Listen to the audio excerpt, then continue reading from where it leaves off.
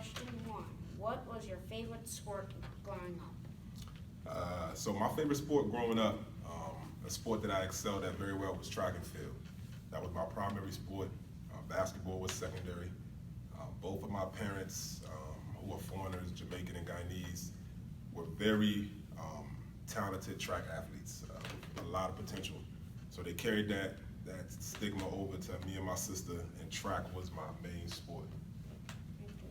Question 2. What age did you first start playing basketball?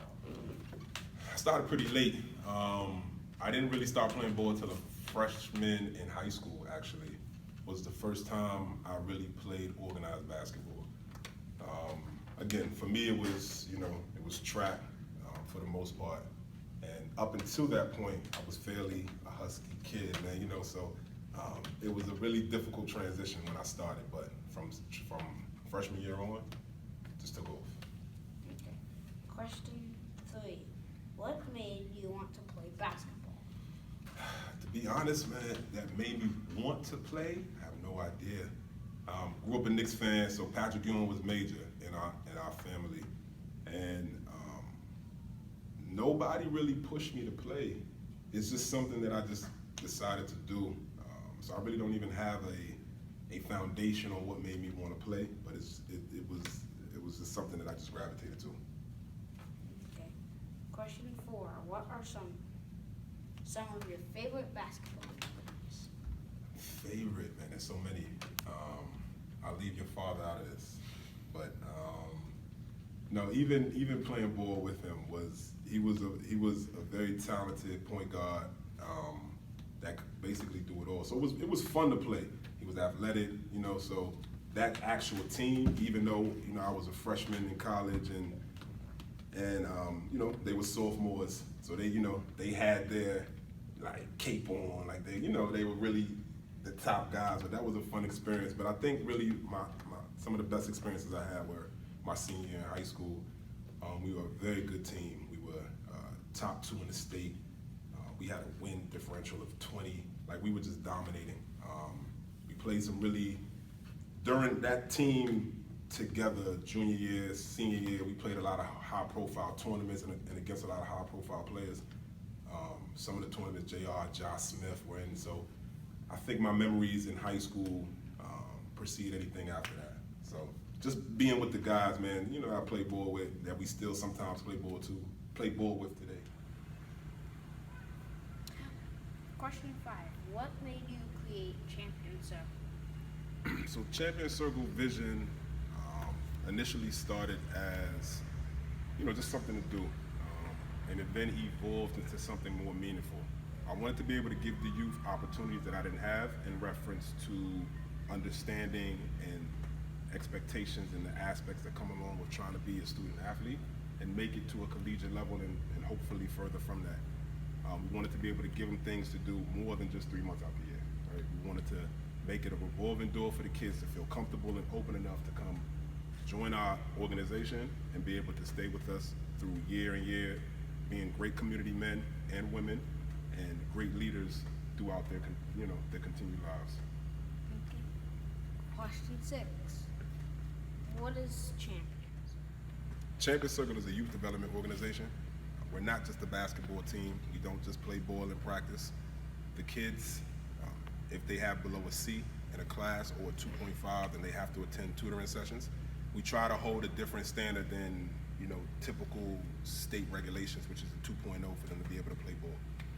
We do things within the community, so they have to do certain community events throughout the year, which we organize, but we want to keep them visible, right? Because that's key, visibility.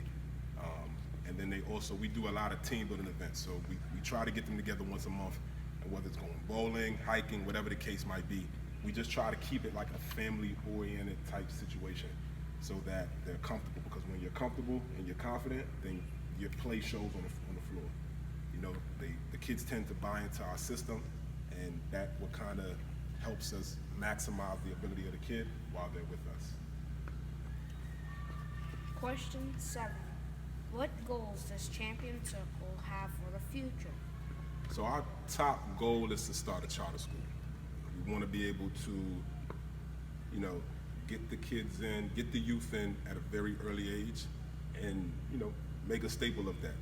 This community, in my opinion, is needing something along these lines where the kids can have a safe haven out. And again, there's high schools, there's private schools locally, but we just have a different feel and a different fix to what we want to do. I was a business major in college, and as far as I can remember, there aren't any business class offered for the kids in the community with these certain schools. So we want to make that the concentration of our charter school. So that's the ultimate goal of Champion Circle. Okay.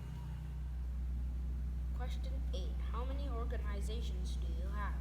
So Champion Circle has 2 brands, Virginia and New York, and in the Virginia brand we have, depending on the year, so this past year we had 3 male teams and 1 female team.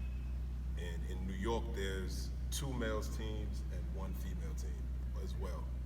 And the New York brand is coordinated and ran by my cousin Anna while I'm out here. So those are the number of teams we have with both brands in Champion Circle umbrella. Okay. Question 9. Do you have any events coming up? Yeah, so we have quite a few coming up.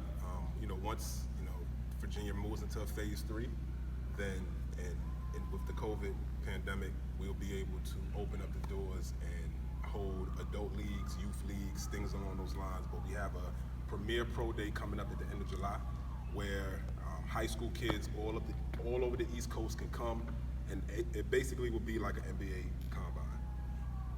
We'll be able to get measurables, verts, agility, position drills, give them an evaluation by many coaches all over, so that we now build a player profile.